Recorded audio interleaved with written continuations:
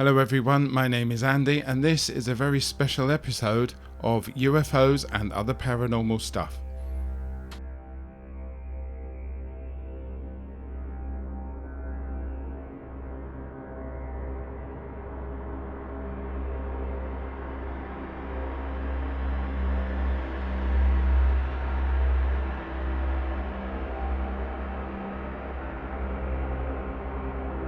Hello there everyone, I hope that you're all enjoying your summer holidays or even your winter holidays if you're in the southern hemisphere. The podcast, as you know, is still taking a short break, but I simply have to record and release this special episode for you. You may remember an episode I recorded and released a few months ago called Tamam Shud, the mysterious case of the Somerton Man. At the end of that episode I said that I would update you if any news came through regarding that case. Just quickly, Somerton Man was a man found dead on Somerton Beach in Adelaide in Australia back in 1948. He could not be positively identified, but the mystery that grew surrounding this man and his death, and those who said that he could identify him, made this one of the biggest mysteries of the 20th century. A short recap would do the story no good, and so before I go any further, those of you that want to hear the full story, please go to my previous episode, Tamam Shud, the mysterious case of the Somerton Man. I fully suggest that you hear the full story before continuing with this special episode.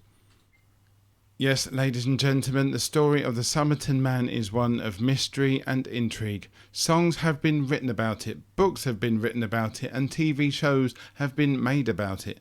Well, those songs, those books and TV shows will now have to write one more verse, one more chapter, or at least one more episode. That is because the news that broke about the Somerton Man by Derek Abbott, the man who was looking into the case over the last few years, is that he has now been identified.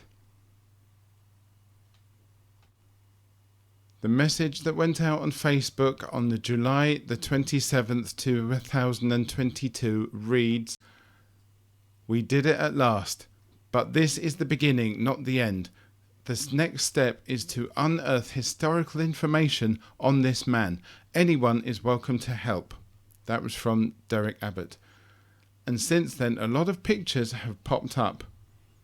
The Somerton Man was called Carl Charles Webb, an electrical engineer and instrument maker born in Melbourne in 1905.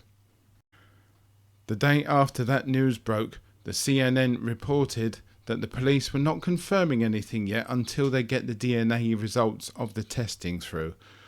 Abbott says that he and Colleen Fitzpatrick, his co-worker, were able to identify Somerton Man as Carl Webb by strands of his hair that were trapped in a plaster cast or death mask made by the police in the late 1940s.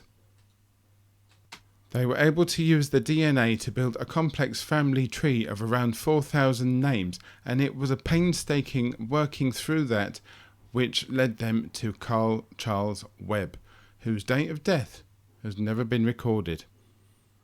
Abbott said, "By filling out this family tree, we managed to find a first cousin thrice removed from his mother's side.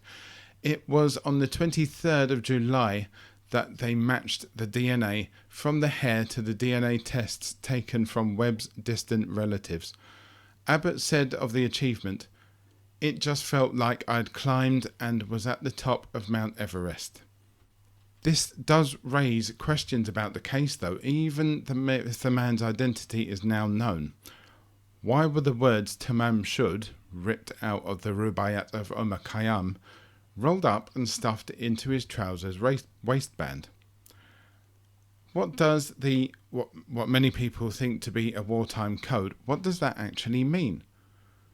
All of those things can now be looked into again and maybe reinterpreted now that the identity of Somerton Man is known. But only the full truth may only emerge with time as word of the man's identity spreads throughout the world.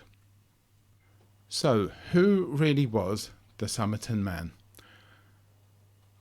Carl Charles Webb was apparently an electrical engineer and instrument maker, born on the 6th of November 1905 in Footscray in Melbourne in Australia.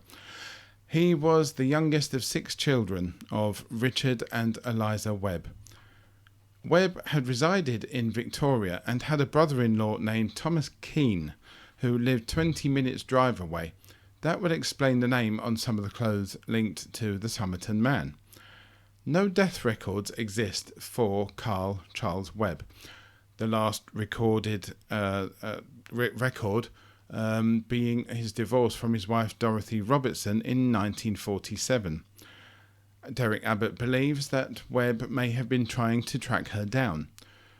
He enjoyed a flutter on the horses too, and Abbott thinks that the code found could have been horses' names. Webb also liked poetry and had written some of his own, which may explain the link to the Rubaiyat of Omar Khayyam, but it doesn't really explain why the words Tamam Shud was stuffed into his trousers waistband. I have many books and I've never stuffed any pages, ripped out or not, into my trousers waistband. It was thought that no photographs existed of the Somerton Man, but when ABC published photos of Roy Webb, Carl's brother, the resemblance was striking.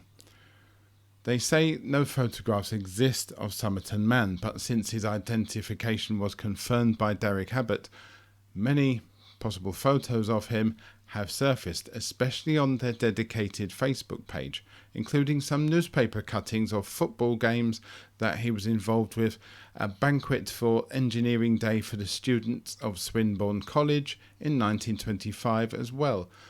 Why not pop over there and have a look yourself at that dedicated Facebook page called Identifying the Somerton Man.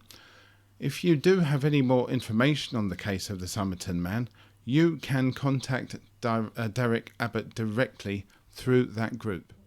The identity is confirmed, but the mystery goes on.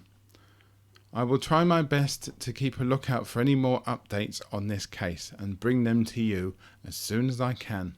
So with that, ladies and gentlemen, one of the biggest mysteries of the 20th century comes mostly to a close, but not fully. As mentioned before, there are still some questions about the code, questions about who he knew, and even if he was an electrical engineer or not. After all, if he was a successful spy, as many people said he was, could the engineer bit have been something purposely placed by that man found on Somerton Beach to throw the enemy, the police, and even the scientists of the time off of the scent? There has even been some murmurings that Somerton Man is somehow linked to the Isdal woman. But I think some more evidence would have to be found before a lot of people will even start to entertain that idea. Meanwhile, if you find anything more out and also wish to make a donation to this show, please do let me know through the contact form and by clicking on the donate button on the website www.ufosandops.com. And let's get to the bottom of this mystery together. Don't forget you can listen to and watch all of the previous episodes through the website too. And also, just to let you know, there will be another very special episode coming out imminently regarding another big story that has broken just a day or two ago. So please do keep your eyes and ears open for that one. Thanks for listening, ladies and gentlemen, and until next time, all the best.